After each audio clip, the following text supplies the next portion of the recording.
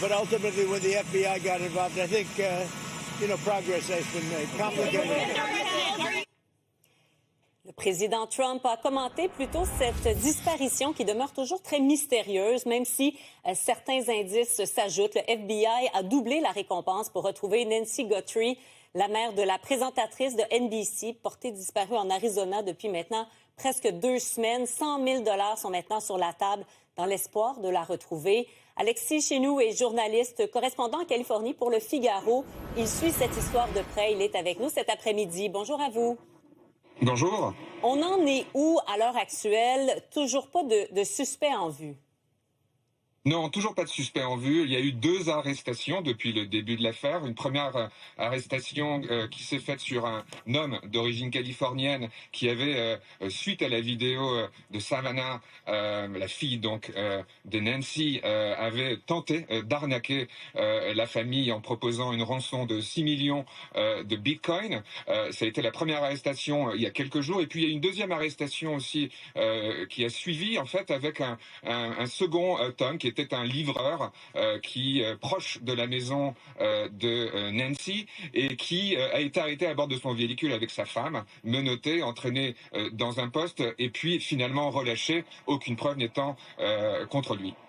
Parlez-nous de ces nouveaux détails, notamment par rapport au sac à dos du suspect potentiel là, que le FBI a pu diffuser. Donc, ces détails après une analyse médico-légale des images de la sonnette vidéo qui ont été rendues publiques plus tôt cette semaine. Donc, on voit justement l'image, là, quel serait exactement le sac à dos.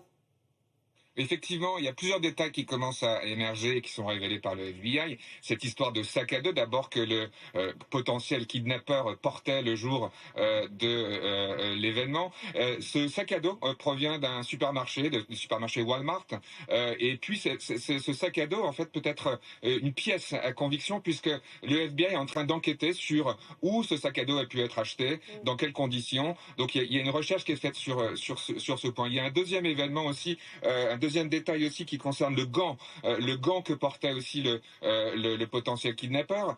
Il y a un gant similaire qui a été retrouvé à environ 2 km de la maison de Nancy Guthrie et ce gant est en cours d'analyse en fait par le FBI afin de voir si il y a une concordance en tout cas avec des potentiels fichiers de criminels. Enfin, la troisième preuve est celle d'un portrait robot qui commence à émerger. Alors pas celui du FBI, mais le FBI fournit des informations sur la taille du kidnappeur. Mais on a quelques portraits robots qui ont été dessinés notamment par une ancienne policière de Houston, de la police de Houston, qui dresse un portrait robot d'un homme d'environ 1,80 m, portant une moustache, avec un tatouage. Donc les premiers indices commencent à émerger pour chasser cet homme. Oui, le FBI qui nous dit qu'il mesurerait entre 5 pieds 9 et 5 pieds 10.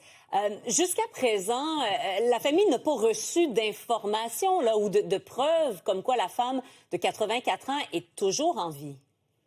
Et non, c'est là où le bas blesse hein, dans l'histoire des rançons. Effectivement, il y a toujours une preuve de vie qui est demandée par les victimes en général. Et puis, pour l'instant, donc aucune preuve de vie. Et puis, la deadline, hein, la date limite des rançons a déjà été dépassée à 2 reprises. Il faut savoir aussi que on est dans ce cas de kidnapping est assez rare en fait aux États-Unis. Il concerne souvent les enfants et notamment dans des milieux intrafamiliaux. Mais les kidnappings d'adultes, en fait, sont assez rares aux États-Unis. Merci beaucoup, Alexis Chenoux, d'avoir été avec nous.